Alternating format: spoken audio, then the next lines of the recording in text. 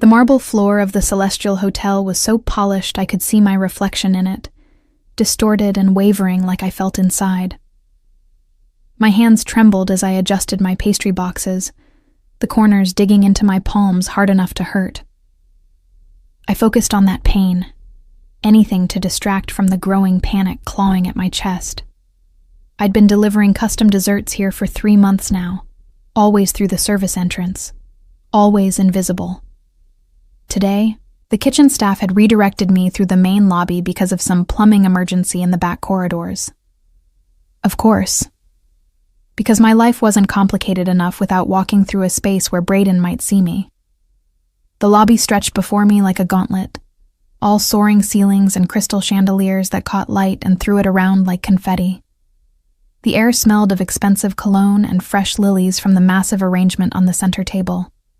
My sneakers squeaked slightly on that perfect floor, announcing my presence, marking me as someone who didn't belong here. I kept my head down, counting steps, 23 to the elevators. Then I could vanish up to the penthouse kitchen, deliver my macarons and tartlets, collect my payment, and disappear back into my small safe world. 23 steps. I could manage that. Aurora? The voice froze me mid-step. My stomach dropped, that familiar tenor with its slight whine at the edges turning my blood to ice water. I didn't turn around. Maybe if I kept walking, he'd think he was mistaken. Maybe reality would bend just this once in my favor. Aurora, wait. I know that's you. Footsteps behind me, quick and determined. My pulse hammered in my throat as I clutched the pastry boxes tighter and walked faster. 15 steps to the elevators. Just 15 more steps. Don't you dare ignore me. His hand clamped on my shoulder, spinning me around with enough force that I nearly dropped my carefully balanced boxes. Braden looked exactly as he had 6 months ago when I'd finally escaped. Sandy hair styled with too much product, pale blue eyes that had once seemed kind, but now just looked calculating. He wore an expensive suit, probably bought with his parents' money since he'd never held a job longer than 3 months. The familiar scent of his overwrought cologne made my stomach turn. I need to make my delivery, I said, proud that my voice only shook slightly. Please let me go. Let you go. His laugh was sharp, bitter. Like you let me go? Just vanished one day, blocked my number, refused to answer the door. We were supposed to get married, Aurora. We were never supposed to get married. I took a step back, trying to put distance between us. I gave your ring back. I explained everything in my letter. Your letter. He spat the words like they tasted foul. 2 years together, and you end it with a letter? Do you have any idea how that made me look? How my mother reacted? How everyone at the club laughed behind my back? The thing about Braden was that everything always circled back to him, to his image, to how things affected his standing with people whose opinions shouldn't matter. I'd spent 2 years trying to shrink myself small enough to fit into his vision of the perfect girlfriend, baking elaborate desserts for his networking events, smiling through his subtle criticisms about my appearance, my career, my friends. The day I'd moved into my own tiny apartment above the bakery where I worked, taking only what I'd brought into the relationship, had been the first time I'd breathed freely in months. I'm sorry you were hurt, I said, aiming for calm despite my racing heart. But we weren't right for each other. You know that. What I know is that you owe me an explanation. A real one, face to face. His hand shot out, gripping my wrist. Not hard enough to bruise. Never hard enough to leave marks. Braden was too smart for that, but firm enough to communicate that I wasn't leaving until he allowed it. The boxes wobbled dangerously. You're going to make me drop these? And they're worth $300 that I can't afford to replace. Then maybe you should have thought about that before you humiliated me. My vision narrowed, the lobby around us fading as my focus tunneled to his hand on my wrist, to the familiar sensation of being trapped. This was how it had always been. His needs, his feelings, his control disguised as care. I'd promised myself never again. Never again would I let someone make me feel this small. Let go of me. And the words came out stronger than I expected, sharp enough that a passing couple glanced our way. Braden's expression shifted, his grip loosening slightly but not releasing. We're making a scene, Aurora. You hate scenes. Just come to the bar with me, we'll have a civilized conversation like adults, and then you can make your delivery. I don't want to have a conversation. Too bad. His fingers tightened again. You don't get to just walk away from 2 years without giving me closure. The elevator bank was only 10 feet away. If I could just break free, if I could reach those doors before he caught up, I could escape this nightmare. The lobby suddenly felt too warm, too close, the beautiful space transforming into a trap. Braden, please. I hated the pleading note in my voice, hated that he'd reduced me to this again. I'm working. I'll lose this contract if I'm late. 1 drink, 30 minutes, then I'll let you go. We both knew that was a lie. 30 minutes would turn into an hour, then 2. Then he'd want to get dinner, want to remind me of old times, want to wear down my resistance until I agreed to give him another chance. I'd seen this pattern before, lived through it too many times. My eyes darted past him, searching for help, for security, for anyone who might intervene. The hotel staff carefully looked away, trained to ignore minor disputes among guests and visitors. The well-dressed people in the lobby kept their distance, unwilling to involve themselves in someone else's drama. I was alone. Again. The realization galvanized me. I twisted sharply, breaking his grip with a move my friend had taught me in the self-defense class I'd taken after leaving him. The pastry boxes listed dangerously, but I managed to steady them as I spun away, my sneakers squeaking on that perfect marble as I lunged toward the elevators. "Aurora!" Braden's shout echoed through the lobby. I slammed my hand against the call button. Once, twice, 3 times, as if that would make the elevator arrive faster. Behind me, I could hear his footsteps gaining ground. My reflection in the polished elevator doors showed a young woman with wild eyes and flowers still dusting her dark hair from this morning's baking session, clutching pastry boxes like they were shields. The doors slid open with a soft chime that sounded like salvation. I threw myself forward without looking, desperate only to be anywhere he wasn't, to have metal doors between us, to have a moment to breathe and think and plan my next escape. My shoulder collided with something solid, warm, unmovable. The pastry boxes began their inevitable tumble toward the floor. Strong hands caught them, plucking them from my grasp with startling speed, steadying them before a single macaron could be disturbed. I stumbled backward, looking up at the man I'd just crashed into with enough force to bruink someone smaller. He was not smaller. The stranger stood at least 6 feet tall, broad-shouldered in a way that suggested real strength rather than gym vanity. His charcoal suit was impeccably tailored, the kind of craftsmanship I'd learned to recognize from Braden's fashion magazines.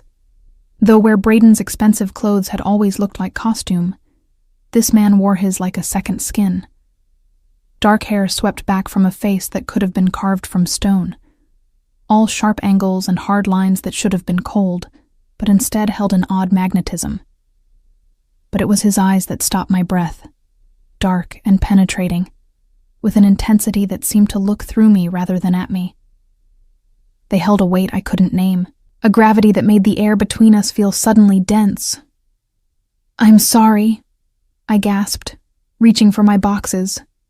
"I didn't see, I wasn't looking, I just... Aurora, get back here!"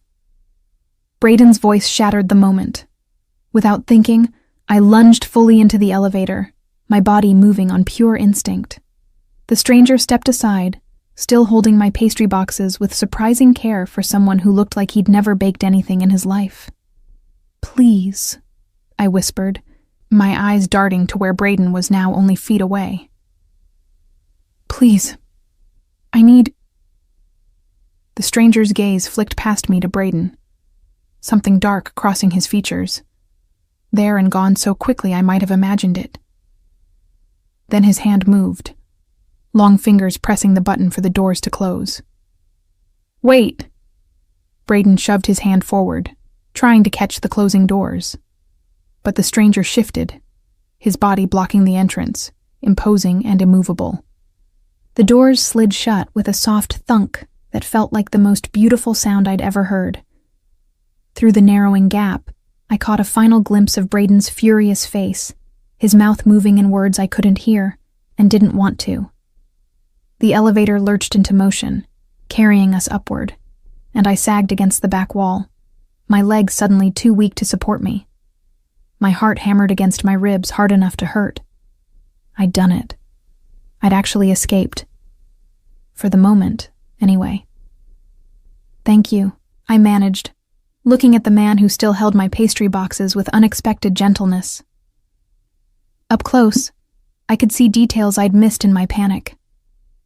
A small scar along his jawline, silver cufflinks at his wrists, the subtle scent of sandalwood and something darker, richer, more dangerous. "I'm sorry for crashing into you, and for dragging you into my mess." He studied me for a long moment, those intense eyes cataloging details with the same precision I used when decorating cakes, looking for flaws and asymmetries. Then, surprisingly, his mouth curved into something that might have been the ghost of a smile. "The boxes are safe." His voice was low, controlled, with an accent I couldn't quite place. Maybe Italian, maybe further east.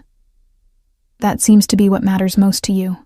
I laughed, the sound emerging too high and shaky. "They're not just boxes. They're 2 weeks of grocery money and the reason I still have this contract."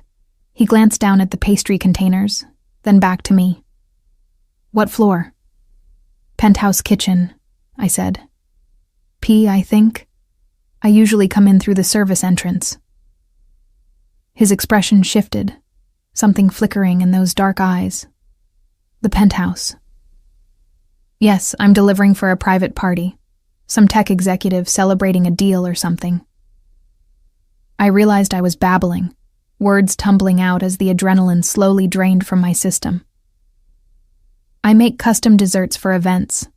Not here, usually, but the head chef knows my boss and recommended me, and this is probably way more information than you needed." "Aurora." The way he said my name made something in my chest tighten. Not like Braden said it, with possession and familiarity he hadn't earned.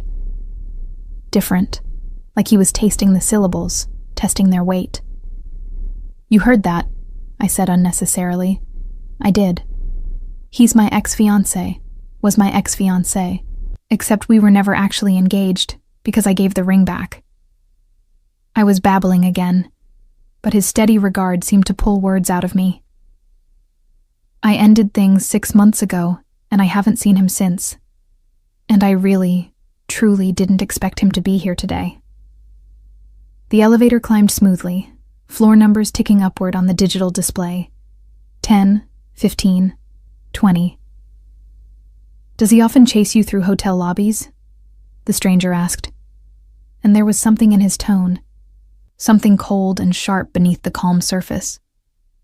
"No, I've been careful to avoid places he might be. Today was just bad luck." I wrapped my arms around myself, suddenly cold despite the climate-controlled air. "He'll give up eventually. He always does, until he doesn't. And then it starts all over again." The elevator lurched suddenly, a grinding sound echoing through the small space. The lights flickered once, twice, then settled into a dim emergency glow. The floor display froze on 23. We'd stopped moving. "What's happening?" I pushed off the wall, my earlier panic resurging in a different form. The stranger remained perfectly still, his expression unchanging as he calmly set my pastry boxes on the floor and pressed the call button. Nothing happened. He tried several others. Still nothing. "We're stuck," I whispered, the reality sinking in. "We're stuck in the elevator." He pulled out his phone, the screen casting blue light across his features. No signal. Of course not, because my day wasn't already complicated enough. I'd escaped Braden only to trap myself in a metal box suspended hundreds of feet above the ground with a complete stranger. A complete stranger who was now studying me with that same unsettling intensity, as if I were a puzzle he'd decided to solve. "How long do you think we'll be stuck here?" I asked, trying to keep my voice steady. He slipped his phone back into his pocket with deliberate calm. "Could be minutes, could be hours. Hotel elevators have emergency protocols, but implementation varies. Hours. I could be stuck here for hours. With him." The stranger settled back against the elevator wall with the ease of someone accustomed to waiting, to being patient. His dark eyes never left my face. "So," he said, his voice carrying a note of what might have been amusement, "tell me about these desserts that are worth 2 weeks of grocery money." And despite everything, despite the trapped elevator, and Braden somewhere below, and the strange intensity of this man I'd just met, I found myself laughing, really laughing, for the first time in what felt like years. The emergency lighting cast shadows across his face, softening nothing. If anything, the dim glow made him look more dangerous, highlighting the sharp angles of his cheekbones, the set of his jaw. I should have been more frightened, trapped here with a stranger whose name I didn't even know. Instead, I felt oddly calm, safer in this suspended metal box than I had in the lobby with Braden. "The desserts," I said, grateful for a normal topic to focus on. Lavender macarons with honey buttercream, raspberry tartlets with dark chocolate ganache, and miniature opera cakes. All classic French techniques, but I add my own touches. I gestured toward the boxes he'd saved. "The macarons have real lavender from my grandmother's garden that I dry myself. Makes the flavor more authentic than extract." "Your grandmother taught you to bake?" He asked it casually, but I sensed real curiosity beneath the words. "She taught me everything. She immigrated from Provence when she was 20, worked in bakeries across New York until she saved enough to open her own place." The familiar story soothed my nerves. She'd let me stand on a stool beside her, measuring ingredients, learning ratios by feel rather than numbers. She said baking was about intuition as much as precision. Past tense. I nodded, swallowing against the sudden tightness in my throat. She passed 3 years ago, left me her recipe books, and a very specific instruction to never waste my talent making someone else rich. Yet you work for someone else's bakery. For now. I slid down the wall until I was sitting on the floor, my legs stretched out. After months on my feet in the bakery's kitchen, even a trapped elevator felt like a rest break. I'm saving to open my own place. It's slow going, but I'm getting there. The stranger lowered himself to sit across from me, movements controlled and precise. Even sitting on an elevator floor, he maintained an air of command that seemed built into his bones. "How much more do you need?" That's a very personal question from someone whose name I don't know. Something flickered in those dark eyes, amusement maybe. "Luca. Just Luca?" "For now." He echoed my earlier words back to me. "How much more, Aurora?" The way he said my name again made my skin prickle with awareness. I told myself it was just the enclosed space, the adrenaline still working through my system, the surreal nature of this entire situation. About $40,000. The number felt impossible, a mountain I'd been climbing with a teaspoon. I have 15 saved. The rest will take me another 2 years if everything goes perfectly, which it never does.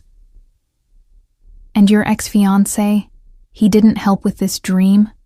I laughed, bitter and sharp. Braden thought working in a bakery was charming when we met. Quaint. Like I was playing at having a career. I picked at the hem of my shirt, the black fabric already dusted with powdered sugar from this morning's work. But when it came to actual marriage, he expected me to give it up, told me his income would be more than enough, that I could bake as a hobby for his business associates' parties. make desserts for his mother's charity events. You said no. Eventually. The admission felt heavy. It took me too long to say it, though. I kept thinking maybe I was being unreasonable. Maybe compromise meant giving up what I wanted for what he needed. That's what he told me anyway. Luca's expression hardened, something cold settling over his features. He was wrong. The certainty in his voice startled me. We'd known each other for all of 15 minutes, most of them in crisis. Yet he spoke with absolute conviction about my worth, my choices. You don't know me, I said softly. How can you be so sure? I know men like him. There was something dark in those words, layers of meaning I couldn't quite reach. Men who see people as possessions, as things to be controlled and displayed. They don't deserve loyalty. The elevator gave a small shudder, making my heart skip. But we didn't start moving again. Just a reminder that we were suspended in space, entirely dependent on machinery and luck. What about you? I asked, needing to shift focus away from myself. What brings you to the Celestial on a Wednesday afternoon? Business meeting. He checked his watch, expensive and understated, which I'm now missing. I'm sorry. Don't be, it wasn't important. Something about the way he said it made me think everything was important to Luca, that he didn't deal in trivial matters. The suit alone suggested someone who operated at a level where missing meetings had consequences. What kind of business? I pressed, curious despite myself. The kind that pays well enough that I don't worry about $40,000. It should have sounded arrogant, but his tone was matter of fact, simply stating reality. I studied him more carefully, noting details I'd missed in my initial panic. The watch was platinum, the kind of timepiece featured in magazines I couldn't afford. His shoes were Italian leather, perfectly maintained. Even his posture spoke of someone accustomed to authority, to being obeyed without question. You're not just staying at this hotel, I said, pieces clicking together. You own it, or part of it. His mouth curved, that ghost of a smile returning. Clever. The staff looked at you differently in that split second before the doors closed. And you moved to block Braden like you had every right to decide who enters and exits. I tilted my head, examining him with the same precision I used to judge if a cake was perfectly level. Plus, you're too comfortable in this situation. Most people would be anxious about being trapped. You're just patient.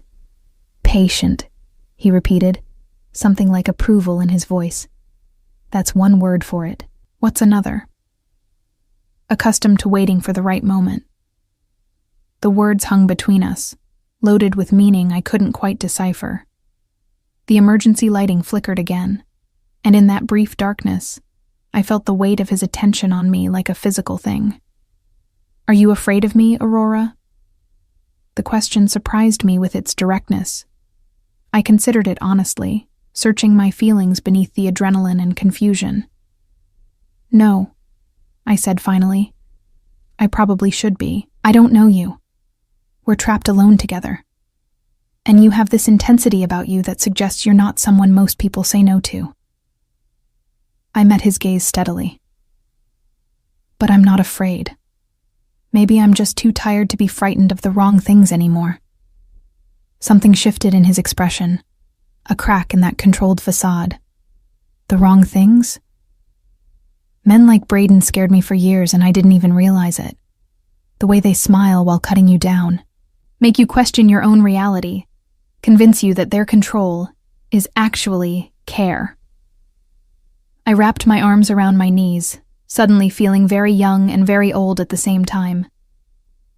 You might be dangerous, Luca, but at least you're honest about it. You think I'm dangerous? I know you are. I didn't know how I knew, but the certainty sat heavy in my chest. Everything about you says you're someone who makes problems disappear. The question is what kind of problems, and how you make them disappear. The elevator shuddered again, more violently this time. My hand shot out instinctively, bracing against the wall. Luca moved with startling speed, his body shifting to shield mine, one hand pressed flat against the metal beside my head. The protective instinct was automatic, ingrained, like he'd spent a lifetime putting himself between threats and things he deemed worth protecting. The shaking subsided. We stayed frozen in that position, his body close enough that I could feel the heat radiating from him, smell the sandalwood and something uniquely him underneath. My heart pounded, but not from fear. I should move, he said quietly, but didn't. Probably, I agreed, but didn't pull away. His eyes searched mine, that dark intensity focused entirely on me. Your ex-fiancé, the one waiting downstairs, if he's still there when we get out, what will you do? Try to avoid him, go back through the service entrance like I should have in the first place. And if he follows you? If he finds where you work, where you live? The scenarios I'd spent 6 months trying not to imagine spilled out. I'll handle it. I always have. By running away.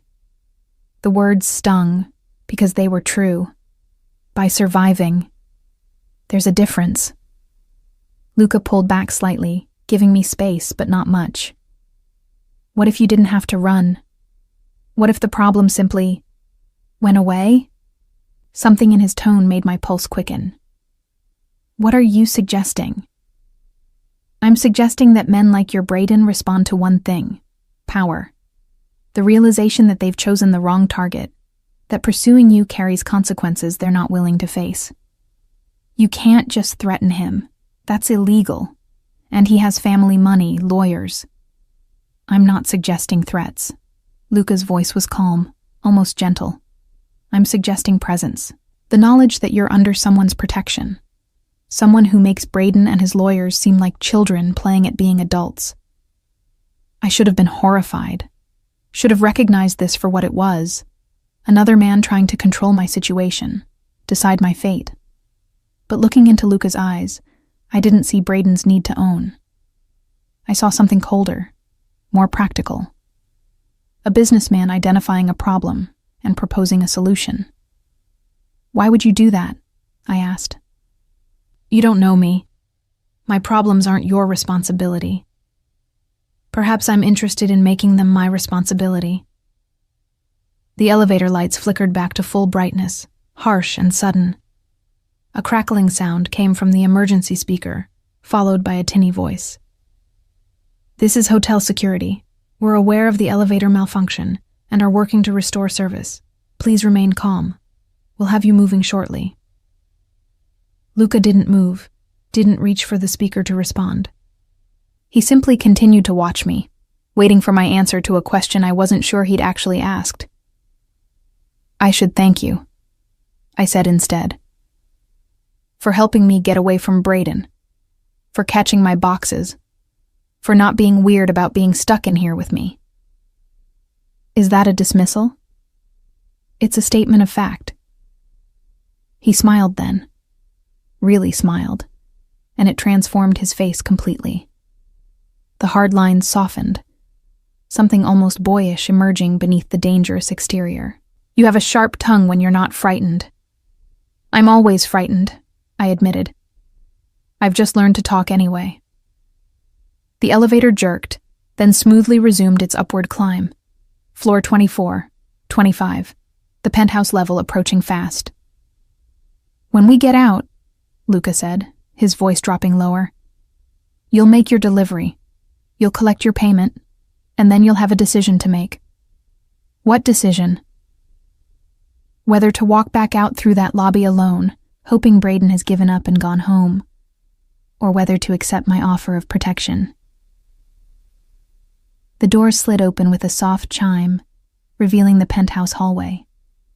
Luca retrieved my pastry boxes with the same careful handling he'd shown before, presenting them to me like an offering. A man in an expensive suit waited in the hallway, thick-necked and watchful. Security, clearly, though not hotel security. He nodded to Luca with the deference of someone who knew exactly who held power here.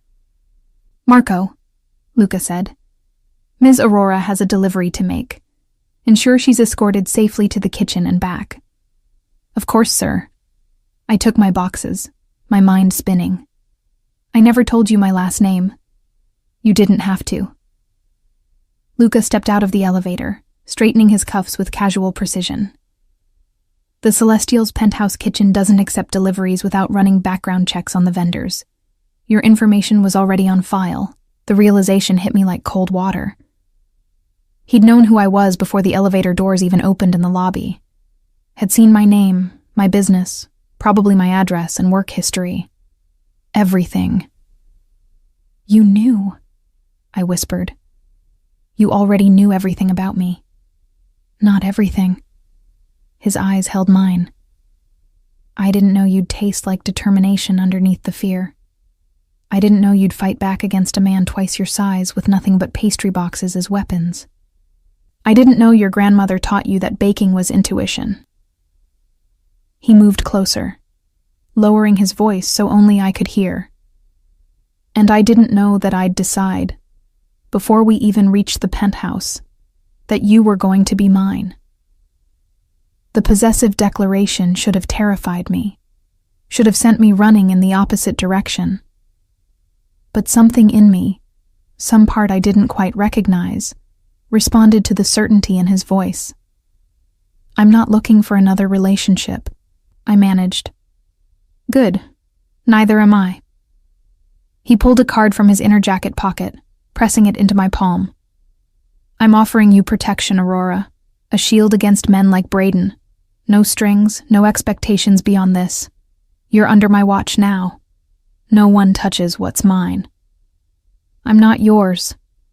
"Not yet," he agreed, echoing his earlier words about his name. "But you will be. And when you're ready to stop running, you'll call that number." Marco cleared his throat politely. "Sir, your 2:00 is waiting." Luca stepped back, that controlled mask sliding into place. "Make your delivery. Marco will ensure you get out safely." "And Aurora?" He waited until I met his eyes. "Choose the service exit today. But eventually, you'll walk through the front lobby with your head high, because no one who belongs to me hides in the shadows." He turned and walked away, his footsteps silent on the plush carpet. I stood frozen, his card burning in my palm like a brand, watching him disappear around a corner with his security following. "Ms. Aurora?" Marco's voice was respectful but firm.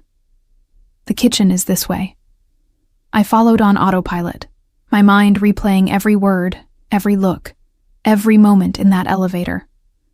The pastry boxes felt lighter now, or maybe I just felt stronger, changed somehow by 2 hours with a dangerous man who'd decided I was worth protecting. In my pocket, Luca's card seemed to pulse with possibility and threat in equal measure. And somewhere below, Braden waited, unaware that the world had shifted beneath his feet. The kitchen staff took my desserts with professional efficiency, barely glancing at me as they inspected each piece for damage. None, thankfully. I collected my payment, and Marco escorted me back to the service elevator, his presence solid and unwavering behind me.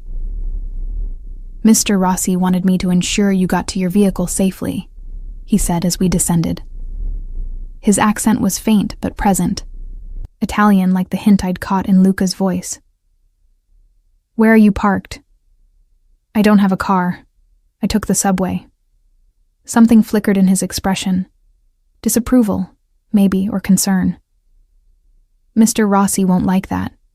The subway isn't safe for you anymore." "Why? Because I turned down a business meeting in a hotel lobby."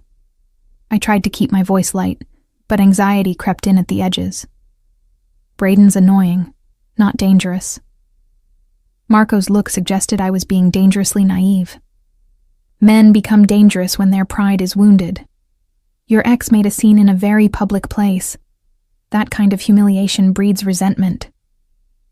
The service elevator opened to a bland hallway, the glamour of the main hotel stripped away to reveal the utilitarian bones beneath. We walked past laundry carts and supply closets until reaching a door marked Staff Exit. Marco pushed it open, scanning the alley before gesturing me through. The subway entrance is 2 blocks west. I'll walk you there. That's really not necessary. It is. He said it with the finality of someone following orders he wouldn't disobey. Mr. Rossi was very clear. We emerged into late afternoon sunlight, the alley giving way to a side street where delivery trucks idled and restaurant workers took smoking breaks. The city noise enveloped me, car horns and distant sirens and the perpetual hum of humanity that was New York's soundtrack. I tried to process what had happened. 2 hours ago, I'd been running from Braden. Now I had a security escort and a business card from a man who casually claimed ownership over people he'd just met. The rational part of my brain screamed that this was wrong, that accepting Luca's protection meant entering a world I didn't understand and couldn't control. But another part, the part that was exhausted from 6 months of looking over my shoulder, found dangerous comfort in his certainty. What exactly does Mr. Rossi do? I asked Marco as we walked. He said business, but that could mean anything. Marco's expression remained neutral. Mr. Rossi has many interests: real estate, hospitality, import-export. He's a very successful man. That's a politician's answer. You didn't actually tell me anything. A slight smile cracked his professional demeanor. You're observant. Mr. Rossi likes that. So he discussed me with you. He discusses everything with me. I've worked for him for 12 years. Marco guided me around a puddle left from the morning's rain. In that time, I've never seen him take personal interest in someone so quickly. You should consider that significant. Or concerning. Both can be true. We reached the subway entrance, crowds flowing up and down the stairs in a constant stream. Marco stopped, his eyes scanning the people around us with professional vigilance. You have his card, he said. When you decide to use it, and you will, call any time. Day or night. Someone will answer. What makes you so sure I'll call? Because right now you're thinking about whether your ex-fiancé knows your subway route, whether he might be waiting at your stop, whether going home means walking into another confrontation. Marco's voice gentled slightly. Mr. Rossi can make those worries disappear. All you have to do is ask. He was right, and I hated that he was right. The thought of descending into the subway, of the walk from the station to my apartment, of being alone and vulnerable, made my stomach clench with anxiety I'd been suppressing. Thank you for the escort, I said, instead of addressing his point. Marco nodded once, then turned and walked back toward the hotel, leaving me alone with my thoughts, and the decision pressing against my chest like a weight. I descended into the subway, paid my fare, and positioned myself in the middle of the crowded platform. Safer there, surrounded by people, visible. The rational brain still functioning despite everything else. My phone buzzed. A text from my roommate and best friend, Jenna. You're late. Everything okay? Did the delivery go well? I typed back. Long story. Home soon. The train arrived with its usual screech of brakes and blast of stale air. I pushed into a middle car, found a spot near the doors where I could see everyone around me. Scanned faces automatically, looking for sandy hair and pale blue eyes. Braden wasn't there. But the anxiety remained, coiled tight in my chest. Luca's card felt heavy in my pocket. I pulled it out, studying it under the fluorescent lights. Simple. Elegant. Just a name, a phone number, and an address in gold, embossing on black cardstock. No company name, no title. Like the details were irrelevant to anyone who mattered. Luca Rossi. I had a last name now at least. I pulled out my phone, fingers hovering over the search bar. Did I want to know? Did I want to confirm what my instincts already whispered? That Luca was exactly the kind of dangerous his entire demeanor suggested? Knowledge was power, though. And I was so tired of being powerless. I typed his name into the search engine. The results filled my screen. article after article from business journals and society pages. Luca Rossi, real estate magnate. Luca Rossi at charity galas with beautiful women on his arm. Luca Rossi opening a new hotel, a new restaurant, a new luxury apartment complex. But beneath the legitimate business coverage, there were other articles. Opinion pieces and true crime blogs that asked questions without answers. Speculation about his family's connections, about the speed of his empire's growth, about rivals who'd suddenly sold their properties at significant losses or disappeared from the New York business scene entirely. Nothing concrete, nothing actionable. Just a consistent thread of suspicion woven through his success story. The Rossi family, one article explained, had immigrated from Sicily 3 generations ago. They'd built their fortune through hard work and strategic investments, or so the official story went. But older New Yorkers remembered when the Rossi name meant something different, something whispered about in careful tones. I clicked through to images. Luca in a tuxedo at some gala, his hand at a woman's back, his expression commanding even in formal celebration. Luca cutting a ribbon at a hotel opening, his smile polished, but not quite reaching his eyes. Luca in a business suit outside a courthouse, his lawyer beside him, the caption reading, "Rossi cleared of all charges in business partner's disappearance." My hands trembled slightly as I processed the information. This was who had offered me protection. This was who had called me his in that elevator, who had looked at me like I was a puzzle worth solving and a prize worth claiming. I should have been running in the opposite direction. Instead, I saved his number in my phone. The train lurched to my stop. I exited with the crowd, climbed the stairs back to street level, and walked the 4 blocks to my apartment building with my keys threaded through my fingers like makeshift brass knuckles. Another trick from that self-defense class. My apartment was a 4th-floor walk-up in a building that had probably been elegant in the 1920s, but now just looked tired. The hallway smelled of cooking garlic and old carpet. I could hear my neighbor's television through the thin walls, some game show with canned laughter. This was my life. Small, humble, safe in its anonymity. Everything I'd built after leaving Braden, after claiming my independence. It wasn't much, but it was mine. I unlocked my door and stepped inside. Finally, Jenna looked up from her laptop, relief crossing her features. I was about to send a search party. How did the delivery go? Jenna had been my anchor through the breakup with Braden, the friend who'd helped me find this apartment and spotted me rent money when my savings ran short. She worked as a graphic designer from home, her half of our living room currently covered in color swatches and font samples. It went fine, I said automatically. Then, because I'd never been good at lying to her, actually, it was completely insane. I told her everything. The confrontation with Braden in the lobby, the escape into the elevator, Luca appearing like some dark angel to save my pastries and block my ex from following. The hours trapped together, his unsettling intensity, his casual declaration of ownership, Marco's escort and the card burning a hole in my pocket. Jenna listened without interrupting, her expression cycling through concern, disbelief, and something close to horror. "Let me get this straight," she said when I finished. "A man you've never met, who happens to own the hotel you were delivering to, decided in the span of 2 hours that you belong to him now. And you're considering his offer of protection." Hearing it summarized like that made it sound even more insane than it felt. "He saved me from Braden," I said weakly. "By being possibly worse than Braden." Jenna stood, pacing our small living room. "Aurora, did you read those articles? The disappeared business partner? The cleared charges that everyone still questions? This man is dangerous." "I know." "Then why do you have that look on your face?" "What look?" "Like you're actually thinking about calling him."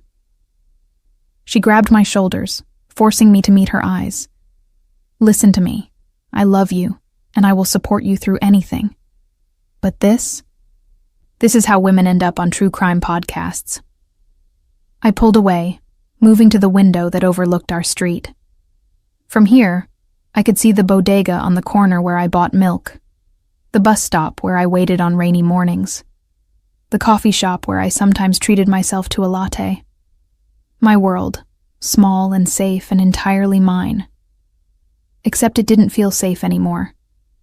Not with Braden knowing where I worked, where I made deliveries. Not with 6 months of running catching up to me in a hotel lobby. What if Jenna's right? I asked quietly. What if I can't keep running forever? Then you get a restraining order. You go to the police. You do things legally through the system. The system that requires proof Braden's threatening me when he's too smart to leave evidence? The system where his family's lawyers will make me look like a bitter ex who can't let go? I turned to face her. I tried that route. I documented everything, saved every text, every voicemail. The police said they couldn't do anything unless he physically hurt me. So I ran instead. Jenna's expression softened with sympathy. I know it's frustrating, but making a deal with someone potentially more dangerous than Braden isn't the answer. My phone buzzed. Unknown number. I stared at the screen, my heart rate picking up. Don't answer it, Jenna warned. I answered it. Hello? Aurora. Luca's voice, warm and certain, like he'd known I would pick up. I hope Marco saw you home safely. He walked me to the subway. I made it back fine. Good. I wanted to ensure you arrived without incident. Behind me, Jenna made frantic gestures suggesting I hang up immediately. I turned away, lowering my voice. How did you get my number? The background check for your delivery access included contact information. He said it casually, like his surveillance of me was perfectly reasonable. I'm calling to extend an invitation. An invitation to what? Dinner tomorrow evening, 7 o'clock. I'll send a car. The presumption in his voice made my temper flare. You're asking me out? After everything you said in that elevator about ownership and protection. I'm asking you to dinner, he corrected, so we can discuss the terms of our arrangement. What arrangement? I never agreed to anything. Not yet. That phrase again, loaded with certainty about a future he'd decided on. But you will. Because you're smart enough to recognize when you need help. And I'm offering it.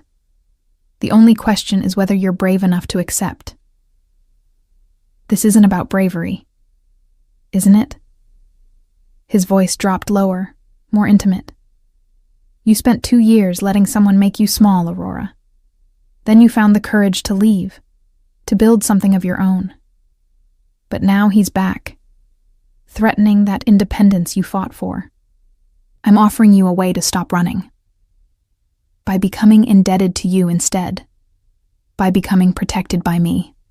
There's a difference. I closed my eyes, torn between the logic screaming that this was wrong and the exhaustion whispering that maybe, just maybe, I could stop fighting alone.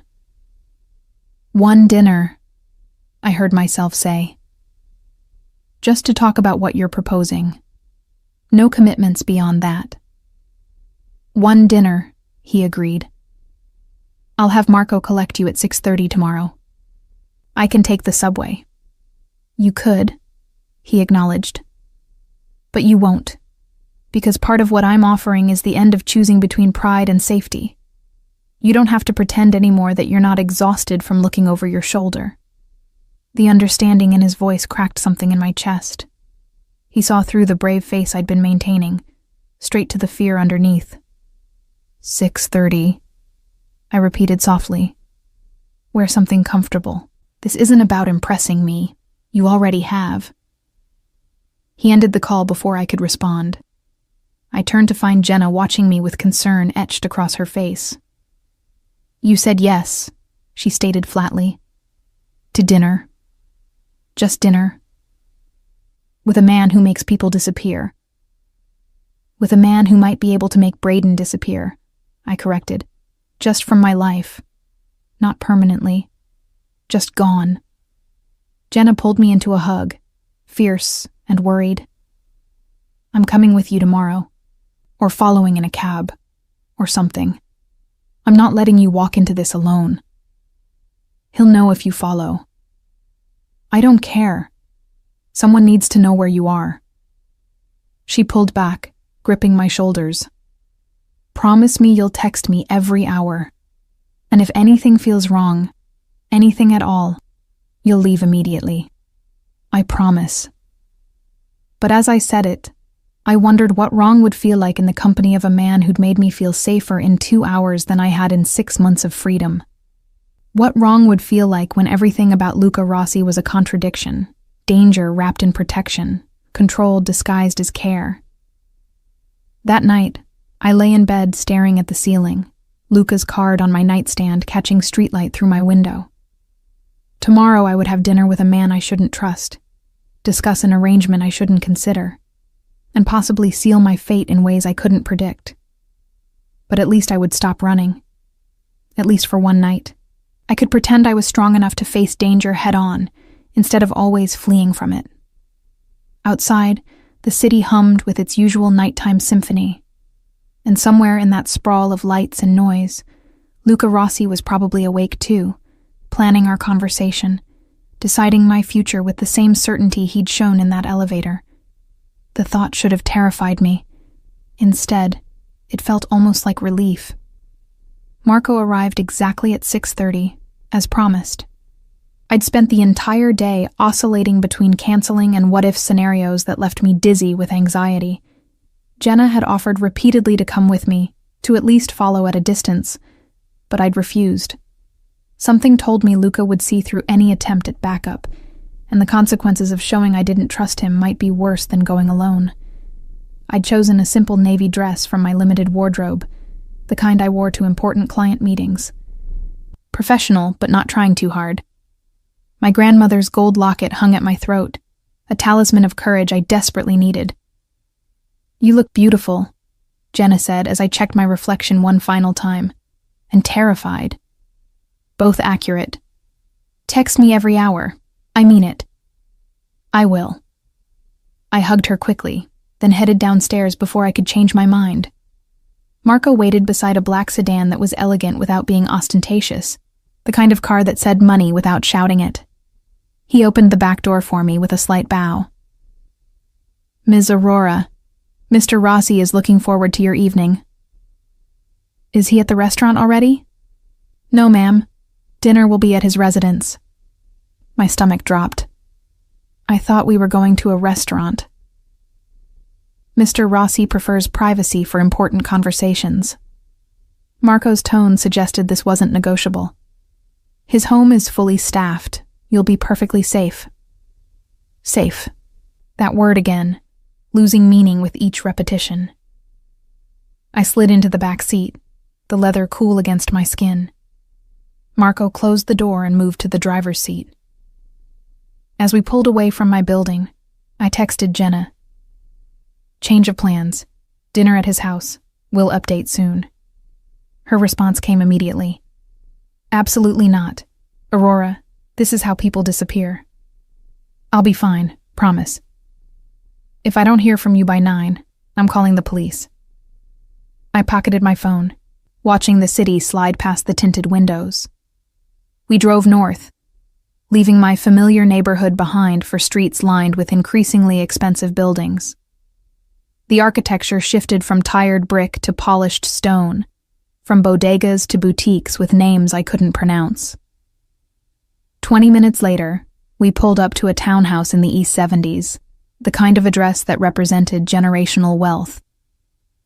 The building was 5 stories of limestone and wrought iron, elegant windows glowing warmly against the evening sky.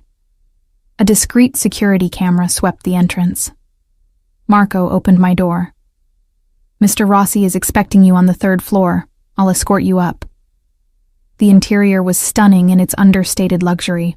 Marble floors, original crown molding, art that I suspected wasn't reproduction. But what struck me most was how lived in it felt. Books stacked on a side table, a sweater draped over a chair, fresh flowers in a vase. This wasn't a showpiece. This was a home.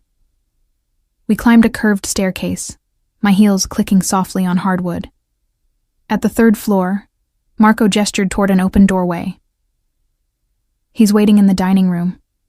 I'll be downstairs if you need anything. I stepped through the doorway and stopped. The room was intimate despite its size, dominated by a table set for two. Candles flickered in simple holders, casting warm light that softened the formal elegance. Floor-to-ceiling windows overlooked a private garden, unusual for Manhattan, where outdoor space was measured in inches. And there, standing by the window with his back to me, was Luca. He'd changed from his earlier suit into dark slacks and a white shirt with the sleeves rolled to his elbows, revealing forearms corded with lean muscle. More relaxed than this afternoon, but still radiating that controlled power that seemed fundamental to who he was. He turned as I entered, his dark eyes finding mine immediately. "Aurora, thank you for coming." Did I really have a choice? A slight smile. There's always a choice. You could have refused my invitation, blocked my number, disappeared into the city's anonymity. He moved toward me, graceful and deliberate. But you're here, which tells me something important. What does it tell you?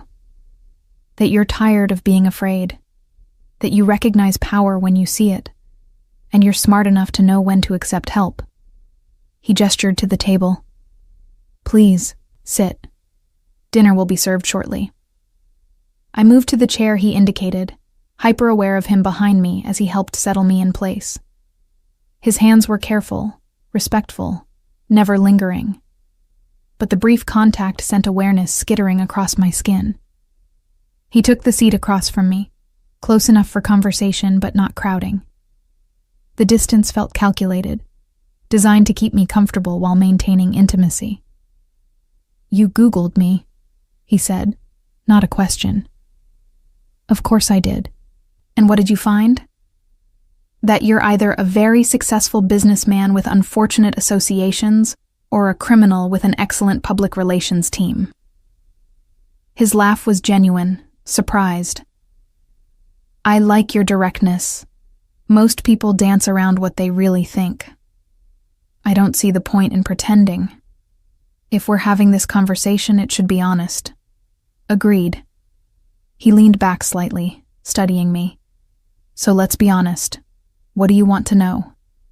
"Everything. Nothing." Questions crowded my throat, each one more dangerous than the last. "The disappeared business partner," I said. "Did you kill him?" "No." "Did you have him killed?" "No." He didn't flinch from the question. "Roberto Santini was my partner and my friend. When he disappeared, I spent considerable resources searching for him. His body was found 2 months later. The police investigation concluded he'd been killed by rivals in a business deal gone wrong. I was cleared of all involvement. But people still think you did it. People will always think the worst of those with power. It's easier to assume I'm a monster than to accept that sometimes tragedy strikes without conspiracy. A woman in staff uniform entered with the first course, delicate lobster bisque that smelled divine. She served us silently and withdrew. "You said you have questions," Luca prompted. "Ask them. Tonight is about building trust." I tasted the soup, buying time to organize my thoughts. It was perfect, rich, and complex. Everything in Luca's world seemed to be perfect on the surface. "What exactly are you offering me?" I asked finally. "You mentioned protection, but from what? Braden's annoying, not dangerous." "Men like Braden are more dangerous than you realize. Not physically, perhaps, but in other ways. He has family money, connections, the kind of social capital that can make your life difficult." Luca's tone was matter-of-fact. "He can call your clients, suggest you're unstable. He can make complaints to the health department about the bakery where you work. He can file frivolous lawsuits that cost you money you don't have to defend." Each scenario he described made my stomach clench, because they all felt plausible. Braden had always fought dirty when he didn't get his way, So you're offering to… what? Threaten him? I'm offering to make him understand that pursuing you carries consequences he won't enjoy. No threats necessary, just facts delivered by people he can't dismiss. And what do you get in return? The question hung between us. This was the heart of it, the price tag on his protection. Your company, he said simply. For 6 months, you'll be seen with me. At business dinners, social functions, anywhere I need a partner. You'll play the role of my girlfriend convincingly. I nearly choked on my soup. You want me to be your fake girlfriend? I want you to be my very real girlfriend in all the ways that matter publicly. What happens privately is separate. Why? I set down my spoon, searching his face for the trap. You could have any woman you want. Why me? Because most women who would date me want something. Money, status, access to my world. You want none of those things. You want independence, safety, the freedom to build your bakery dreams without interference. His gaze held mine steadily. And because you intrigue me, Aurora. You stood up to me in that elevator, called me dangerous to my face and didn't flinch. Do you know how rare that is? Maybe I'm just stupid. You're many things. Stupid isn't one of them. The main course arrived, perfectly seared duck breast with a cherry reduction. The woman who served us refilled our wine glasses and disappeared again like a ghost. 6 months, I repeated, processing. What happens after? After 6 months, we reassess. By then, Braden will have moved on. You'll have built a buffer of savings from not paying rent, since you'll be living here. And you'll have connections in the city's business community that will help when you open your bakery. Living here? My voice rose. That wasn't part of the deal. It's necessary for the arrangement to be convincing. A girlfriend who lives separately raises questions. He cut his duck with precise movements. You'll have your own suite, complete privacy. I have 5 floors, Aurora. We don't have to see each other if you don't want to. But I have a roommate, a lease, a life. Your roommate can find a new living situation. I'll cover any penalty for breaking your lease. As for your life, you'll simply be living it from a different address. He made it sound so simple, so reasonable. Just upend everything, move into a stranger's house, play pretend girlfriend to a man who might or might not be a criminal. And if I refuse? Then you refuse. I drive you home. You never hear from me again, and you handle Braden however you see fit. No threat in his voice, just acceptance. But you came here tonight, Aurora. You're considering this. Why? Because I was exhausted. Because 6 months of running had worn me down to nothing. Because the thought of someone powerful putting themselves between me and Braden felt like oxygen after drowning. Because despite every logical reason to refuse, something in me responded to Luca's certainty. His absolute conviction that he could keep me safe. I need to think about it, I said. Of course. Take the time you need. He paused. But while you're thinking, consider this. Tomorrow, Braden will wake up and decide whether to pursue you further. He'll weigh his options, maybe call his lawyer or his well-connected father. He'll strategize how to make your life difficult until you agree to talk to him, to give him the closure he thinks he deserves. Each word landed like a stone in my chest because I knew he was right. Or, Luca continued, tomorrow Braden wakes up to a visit from associates of mine. Very polite, very professional. They explain that his interest in Aurora Reyes has become noticed by people he doesn't want noticing him. They suggest, for his own well-being, that he moves on. They leave, and he never bothers you again. Just like that. Just like that. I wanted to believe it could be that simple. Wanted to believe someone could snap their fingers and make my problems disappear. What do these associates say to him exactly? What threats do they make? No threats, just information. The kind of information that makes a smart man realize he's out of his depth. Luca's expression was unreadable. Braden isn't brave, Aurora. He's a bully who preys on people without protection. The moment he understands you have protection, he'll fold. And if he doesn't, then additional measures are taken, but it won't come to that. The certainty in his voice should have been alarming. Instead, it felt like a lifeline. We finished dinner mostly in silence, both of us aware that a decision hung in the air between us, unspoken but pressing. Dessert was a delicate panna cotta with berry compote that I barely tasted, my mind too busy cataloging consequences. After coffee, Luca stood, extending his hand. "Let me show you something." I followed him down a hallway to a door he opened to reveal a bedroom suite that took my breath away. Soft grays and creams, a bed that looked cloud-soft, windows overlooking the garden, an attached bathroom in marble and glass, a walk-in closet larger than my current bedroom. "This would be yours," he said. "Complete privacy. I'm on the 5th floor, you'd be here on the 3rd. Marco and other staff are on the 2nd floor. You'd have your own key, your own space, autonomy to come and go as you please. As long as I play the devoted girlfriend when needed. As long as you uphold your end of our arrangement, yes." I moved into the room, running my fingers along the dresser, testing the mattress. Everything was perfect, expensive, designed for comfort. A gilded cage, but a cage nonetheless. "How many women have you made this offer to?" "None. You're the first." I turned to face him. "Why me, really? Don't give me the intrigue answer. Tell me the truth." He moved closer, stopping just inside my personal space. Not threatening, but present. Because when you crashed into that elevator, terrified and determined in equal measure, you didn't see me as useful. You saw me as human first. You challenged me, made me laugh, treated me like I was just a man instead of a name with power attached. His hand rose, fingers barely grazing my cheek.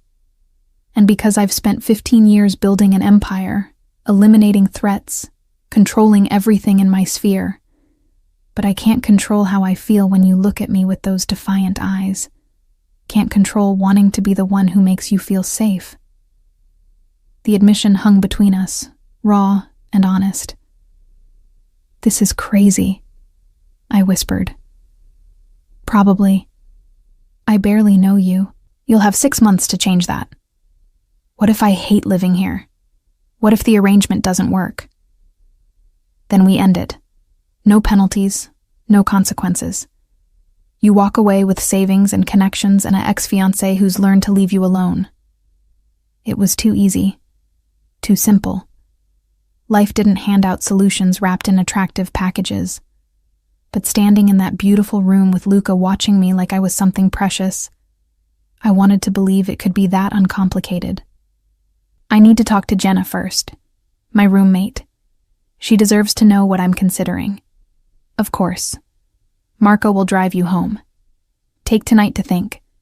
Call me tomorrow with your decision." We went back downstairs, the evening wrapping around us like a question mark. At the door, Luca caught my hand. "Aurora, whatever you decide, I want you to know something." His thumb brushed across my knuckles. "You're stronger than you realize. If you choose to face Braden alone, you'll survive. You don't need me." "Then why make the offer?" "Because needing and wanting are different things. You don't need me. But maybe you want someone in your corner, someone who sees your strength and wants to amplify it, not diminish it." He released my hand, stepping back. Marco drove me home in silence. When I finally climbed the stairs to my apartment, I found Jenna pacing frantically. "Thank God!" She pulled me inside. "I was 5 minutes from calling the police. Are you okay? Did he hurt you? What happened?" I told her everything. The dinner, the offer, the bedroom that would be mine, the promise of protection and freedom in exchange for playing a role. When I finished, Jenna sat heavily on the couch. This is insane, Aurora. You know that, right? This is completely insane. I know. But you're going to say yes, aren't you? I looked at our small apartment, at the life I'd built through sheer determination. Safe, humble, mine. Everything I'd fought for after leaving Braden. But that safety was an illusion now. Braden knew where I worked, could find me whenever he wanted. And I was so tired of running, of choosing between pride and peace. I think I am, I admitted. I think I'm going to say yes. Jenna pulled me into a hug, fierce and worried. Then I'm checking in on you constantly, and if anything feels wrong, if he does anything that scares you, you call me immediately. I promise. That night, I lay in my narrow bed, staring at the ceiling. Tomorrow I would call Luca and accept his offer. Tomorrow I would agree to move into his house, to play his girlfriend, to let him handle my problems with Braden. Tomorrow my life would change completely.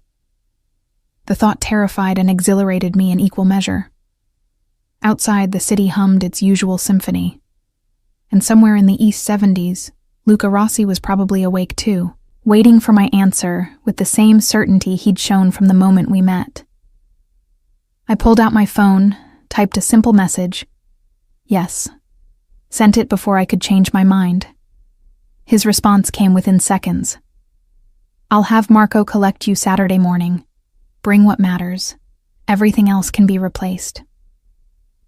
I set down my phone and closed my eyes. The die was cast. The decision made. In 3 days, I would move into Luca Rossi's home and become his not-quite-real girlfriend, and hope that this particular cage came with a key I could use when I finally needed to fly. Moving day arrived with unseasonable warmth, October pretending to be September. I'd packed my entire life into 4 boxes and 2 suitcases, everything that truly mattered fitting into what Marco's sedan could hold in a single trip. It was sobering, realizing how little I'd accumulated in 25 years. Jenna helped me pack my grandmother's recipe books last, wrapping them carefully in newspaper. You know I support you, she said, not meeting my eyes. But I'm scared.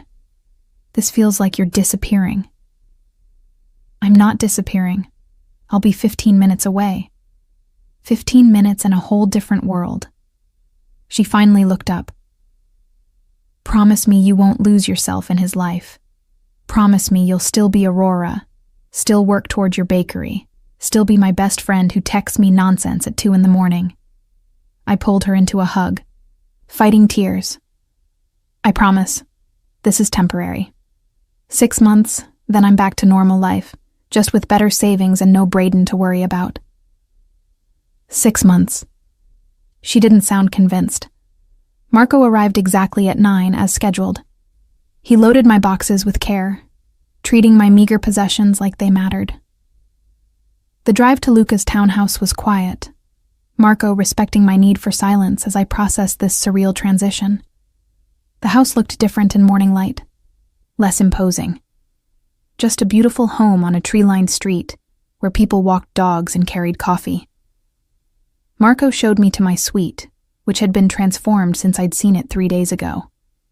Fresh flowers on the dresser, the closet stocked with basics in my size, the bathroom filled with toiletries I actually used, not generic luxury brands. Mr. Rossi wanted you to feel at home, Marco explained. If anything isn't to your liking, just let staff know. Staff. I had staff now, apparently. Where is he? Luca? Business meeting downtown. He'll be back this afternoon. Marco set down my last box. Lunch will be served at 1 if you're hungry. Otherwise, take time to settle in. This is your home now. After he left, I stood in the center of my new room, feeling unmoored. Everything was perfect, expensive, not mine. I unpacked slowly, finding places for my grandmother's books, my few clothes lost in the massive closet, my toiletries barely filling 1 drawer. By noon, I'd unpacked everything and found myself with nothing to do. I wandered the 3rd floor, discovering a sitting room with floor-to-ceiling bookshelves, A small study with a desk facing the garden. A bathroom large enough to host a party. Voices drifted from downstairs, staff going about their work. I felt like an intruder in this smooth-running machine, uncertain where I fit. My phone buzzed. Luca. How's the settling in? Need anything? Everything's perfect, thank you. Lunch is ready whenever you are. Maria is an excellent cook. I made my way down to the second floor, following the scent of something delicious to a dining room less formal than the one where we'd had dinner. Maria, the same woman who'd served us, smiled warmly. Ms. Aurora, please, sit. I've made a light lunch. I didn't know your preferences yet. The spread was hardly light. Fresh salad, grilled chicken, pasta with vegetables, crusty bread, and 3 dessert options. I took modest portions, acutely aware I was being evaluated. This is wonderful, I said after the first bite. You're incredibly talented. Maria beamed. Mr. Rossi said you're a baker yourself. I'd love to learn your techniques sometime if you're willing. The genuine interest in her voice eased something in my chest. Maybe I could find a place here after all. I spent the afternoon in the garden, a hidden oasis I hadn't noticed from the windows. Someone had put considerable care into creating this space, mixing formal structure with wild abundance. I found a bench beneath an old oak tree and sat with my grandmother's oldest recipe book, running my fingers over her handwritten notes. I hope you know what you're doing, Nona, I whispered to the pages, because I'm not sure I do. Talking to yourself or the book? I jumped, nearly dropping the precious volume. Luca stood a few feet away, suit jacket draped over his arm, tie loosened. He looked tired, the first time I'd seen anything but complete control in his expression. My grandmother wrote these, I said, clutching the book. Sometimes I talk to her through them. Helps me think. He moved closer, gesturing to the bench. May I? I nodded, and he sat beside me, close enough that I could feel his warmth but not crowding. He smelled of fall air and that sandalwood cologne that was becoming familiar. How was your first day? He asked. Surreal. Beautiful, but surreal. I keep expecting to wake up.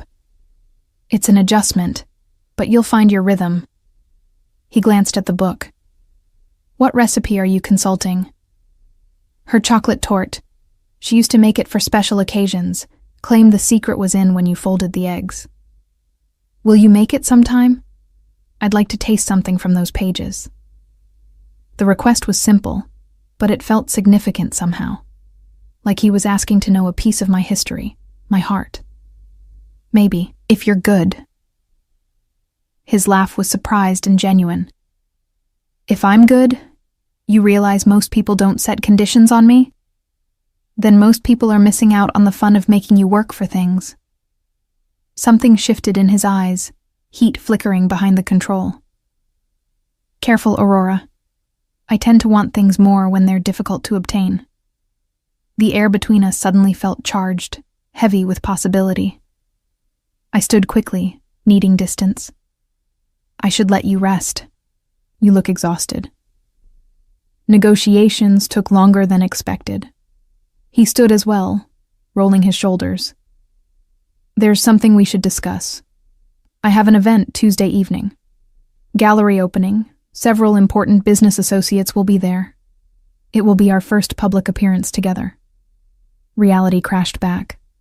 The arrangement, the role I'd agreed to play. So soon? Better to establish the relationship quickly. Rumors spread fast in certain circles. He studied my face. You'll need something appropriate to wear. I've arranged for a stylist to come Monday. She'll take care of everything. I can dress myself. I know you can, but these events have expectations. The stylist will help you navigate them. His tone softened. Think of it as armor, not costume. You're still you, just dressed for battle. The phrase resonated. Armor, not costume. Maybe I could do this after all. Okay, Monday for the stylist. Thank you. He hesitated, then, Aurora, I know this is overwhelming, but you're not alone in this. If you need anything at all, just ask. After he left, I returned to my suite and found a tablet on the desk I hadn't noticed before. A note in strong handwriting. For your bakery research and recipes, access to any sites or resources you need. L. The thoughtfulness of it cracked something in my chest. He'd remembered my dream, created space for it even in this arrangement. Monday, the stylist arrived with enough clothes to stock a boutique. Claudia was efficient and kind, listening to my concerns about looking like myself while fitting Luca's world. Mr. Rossi was very clear, she said. Nothing too revealing, nothing that makes you uncomfortable. We're enhancing your natural style, not changing it. She was true to her word. The clothes she selected were beautiful but wearable, dresses and separates I could imagine actually living in. For the gallery opening, she chose a midnight blue dress in silk that flowed like water, elegant, without being ostentatious. You'll stop traffic, she promised, but in a way that feels like you. Tuesday evening arrived too quickly. I dressed carefully, my grandmother's locket at my throat, hands trembling slightly as I fastened the delicate clasp. This was it, the first test of whether I could play this role convincingly. Luca knocked at 7 precisely. When I opened the door, his expression transformed from controlled politeness to something deeper, more primal. You're breathtaking, he said simply. Claudia did good work. Claudia had excellent material to work with. He offered his arm. Ready? The gallery was in Chelsea, all white walls and dramatic lighting. As we entered, I felt the shift in attention, heads turning, conversations pausing. Luca kept his hand at the small of my back, possessive but not controlling, guiding me through the crowd. Luca, we'd heard you might come. A silver-haired man approached, his eyes flickering to me with undisguised curiosity. And who is this lovely creature? Marcus, meet Aurora Reyes. Aurora, Marcus Wentworth, curator and insufferable snob. Marcus laughed, taking my hand. Guilty on both counts. How did someone like you end up with someone like him? Elevator accident, I said, making Luca choke on his champagne. We moved through the crowd, Luca introducing me to dozens of people whose names blurred together. Business associates, artists, society figures. Everyone wanted to know about me, about us, about how we'd met. Luca deflected most questions smoothly, but I caught the calculation in people's eyes. They were measuring, assessing, trying to determine what my presence meant. You're doing beautifully, Luca murmured during a quiet moment. Natural, charming. Everyone is completely convinced. Convinced of what? We haven't even touched. His eyes darkened. That's easily remedied. He pulled me closer, his hand spanning my waist, thumb stroking in slow circles that sent awareness cascading through me. To anyone watching, it looked like casual affection. To me, it felt like lightning. Is this necessary? I asked breathlessly. Extremely. My competitors are watching, wondering if you're a weakness they can exploit. His lips brushed my temple, intimate and claiming. Let them see you're protected. That you're mine. The word mine shouldn't have affected me. This was an arrangement, a role we were playing. But something in my body responded to his certainty, to the possessive warmth of his touch. There's someone here I need to warn you about, he said, his tone shifting to something darker. Viktor Kozlov, Russian businessman with interests that occasionally conflict with mine. He'll try to get information from you, maybe offer to help you if you ever need to escape me. Why would he do that? Because causing me problems amuses him. Don't engage. Don't accept anything from him. Don't be alone with him. Before I could respond, a man appeared at Luca's shoulder. Blonde, pale-eyed, with a smile that didn't reach his face. Luca, what an unexpected pleasure. His accent was thick, Russian. Viktor Kozlov, clearly. And this must be the mysterious Aurora I've heard whispers about. Viktor, Luca's voice went cold. I didn't know you appreciated art. I appreciate many things. Beauty, for instance. His gaze traveled over me in a way that made my skin crawl. You've chosen well, Luca. Though I wonder if such a delicate flower understands what she's gotten herself into. I understand perfectly, I said, surprising myself. Thank you for your concern. Viktor's smile sharpened. Of course, though if you ever need a friend, someone outside Luca's influence, I'm always available. She won't, Luca said flatly. Enjoy the gallery, Viktor. After he walked away, I felt Luca's tension vibrating through his frame. That was a warning shot. He knows about you now. Will try to use you against me. How? By making you doubt me. By offering protection if you want to leave. By suggesting I'm dangerous and he's safer. His hand tightened on my waist. Don't believe him, Aurora. Whatever I am, Viktor is worse. The rest of the evening passed in a blur. We stayed another hour, playing the devoted couple, before Luca announced we were leaving. In the car, he finally relaxed slightly, though wariness still lined his features. You handled tonight perfectly, he said. Even Viktor. I'm impressed. I told you I could do this. You did. I should have believed you more readily. Back at the townhouse, he walked me to my suite, his presence solid and comforting after hours of performance. Get some rest, he said. Tomorrow we can go back to normal routine. What is normal routine? Whatever you want it to be. Work on your business plan, experiment in the kitchen, read in the garden. This is your home, Aurora. Live in it. He turned to leave, but I caught his wrist. Thank you. For tonight, for the clothes, for the tablet, for seeing me. Something vulnerable flickered in his eyes. You make it easy to see you. You shine too brightly to be invisible. He lifted my hand, pressed a kiss to my knuckles that burned like a brand, then left. I closed my door and leaned against it, heart racing. This was supposed to be an arrangement, a business transaction disguised as romance.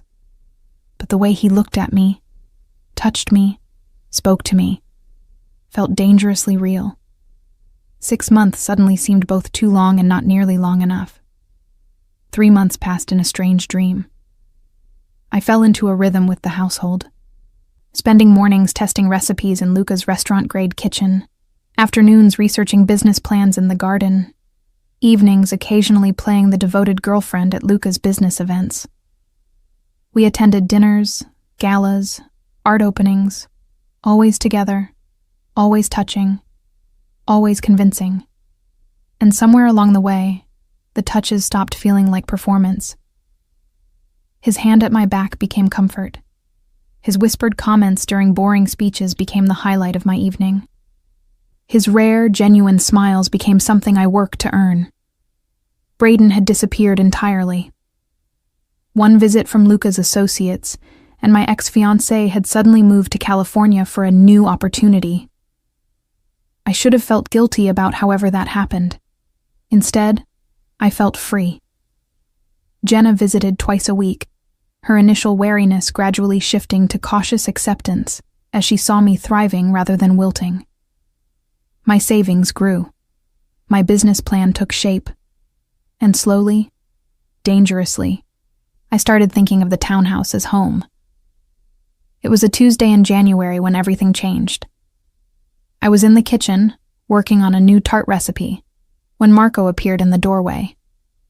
His expression was grave. Ms. Aurora, Mr. Rossi needs to see you immediately. The study, 3rd floor. The urgency in his tone sent my heart racing. I wiped flour from my hands and hurried upstairs.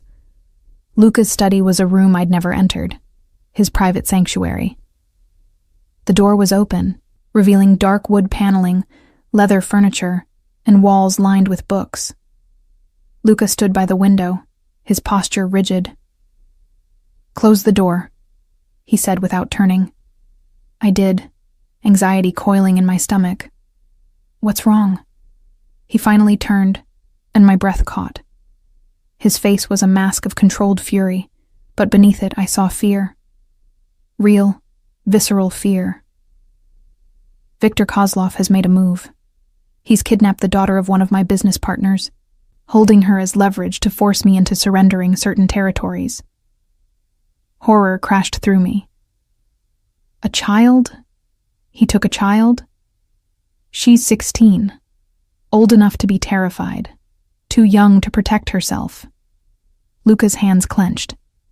He sent a message, says he knows about you, knows you matter to me, suggests if I don't cooperate, you might be next. The world tilted.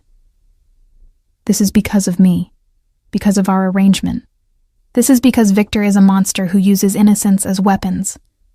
He moved toward me, his hands gripping my shoulders. I need to handle this, but I can't do it if I'm worried about your safety. I need you somewhere secure. Where? There's a property upstate, isolated, heavily secured.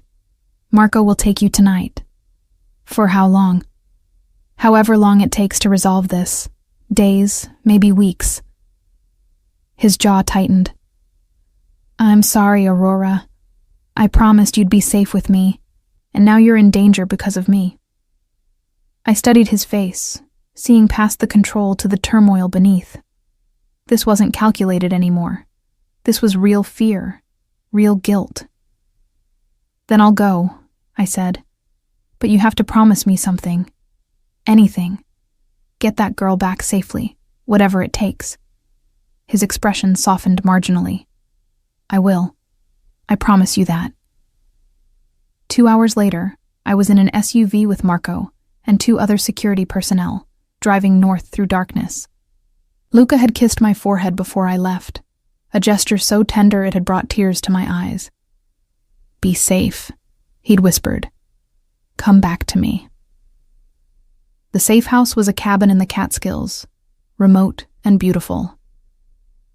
Over the next week, I paced its rooms, worked on recipes to keep busy, and waited for updates that came in frustratingly vague texts from Luca. Making progress, stay patient, negotiating, don't worry. Almost resolved, soon. On the 8th day, Marco received a call. His expression transformed from tense to relieved. The girl is safe. Mr. Rossi is handling final details with Kozlov. We can return to the city tomorrow. That night, I barely slept, relief and anticipation warring inside me. I wanted to see Luca, to confirm he was unharmed, to stop pretending our connection was just an arrangement, because somewhere in these 3 months, I'd stopped pretending. I'd fallen for him. Truly, terrifyingly fallen for the dangerous man who'd offered me protection and given me so much more. We returned to the townhouse the next afternoon. Marco escorted me inside, but it was empty. Staff absent, rooms quiet. Where is everyone? Mr. Rossi gave staff the day off. He's upstairs, waiting for you. I climbed to the 5th floor for the first time, to Luca's private domain. His bedroom door was open. I found him standing by the window, his back to me, still wearing yesterday's clothes. He looked exhausted, battered, but whole. Luca. He turned, and the expression on his face stole my breath. Raw, vulnerable, stripped of every defense. Aurora. I crossed the room and crashed into him, wrapping my arms around his waist, holding tight. He folded around me, his face buried in my hair, his body shaking slightly. I thought I might lose you, he whispered. Viktor threatened to send men for you. I had to make sure you were so far away, so protected, that even his reach couldn't find you. I'm here, I'm safe. And so is the girl. Back with her family. Victor won't threaten anyone I care about again. I pulled back enough to see his face. What did you do? What was necessary? No elaboration, but I saw the cost in his eyes. Whatever necessary had meant, it had taken something from him. These 3 months, I said, my voice shaking. This arrangement, it stopped being pretend somewhere along the way. At least for me. His hands came up to frame my face, thumbs stroking my cheeks. It was never pretend for me. From that first moment in the elevator, you were mine. I just had to wait for you to realize you wanted to be. I do want to be. Not for protection, not for safety. Just because you're you and I'm me, and somehow we fit. He kissed me then, deep and claiming and achingly tender. Everything we'd held back for months poured into that kiss. All the restraint and longing and fear transformed into connection. When we finally broke apart, both breathing hard, he rested his forehead against mine. Stay with me. Not because of the arrangement. Just stay. For how long? Forever, if you'll have me. I thought about my grandmother's recipe books, about her instruction never to waste my talent making someone else rich. But Luca had never tried to make me smaller. He'd given me space to grow, resources to dream, protection to thrive. Yes, I said simply. Forever. 18 months later, I stood in my bakery, Aurora's sweet haven, watching the line of customers stretch out the door. Luca had helped me find the perfect location, provided the initial capital, connected me with the right people. But the business itself was mine, built on my grandmother's recipes and my own determination. He leaned against the counter now, stealing a macaroon while I wasn't looking. Those are for customers, I scolded without heat. I'm a very important customer. Your most important customer. He pulled me close, heedless of the flour dusting my apron. Have I mentioned lately that you're remarkable? Not in the last hour. Then I'm overdue. He kissed me softly. You're remarkable, Aurora Rossi. The name still felt new, strange, and wonderful. We'd married quietly 6 months ago, just us and a handful of close friends. No performance, no arrangement. Just 2 people who'd found each other in an elevator and decided to keep finding each other every day after. Mrs. Rossi, your 3 o'clock appointment is here, Maria called from the back. She worked as my kitchen manager now, having left Luca's household staff to help me build my dream. The food critic? I asked nervously. The food critic, confirmed. Who will love everything you make because it's brilliant. You're biased. Completely and accurately. He released me reluctantly. I'll leave you to it. Dinner tonight, just us? Perfect. He left, and I returned to my element, creating beautiful things with my hands, building the life my grandmother had wanted for me. A life where I didn't have to choose between safety and independence. A life where the dangerous man I'd stumbled into on a desperate afternoon had become my partner, my protector, my love. Sometimes the best things came from the worst moments, from panic and flight, and a trapped elevator where everything changed, from running straight into the arms of the man I'd been running toward all along, even before I knew he existed.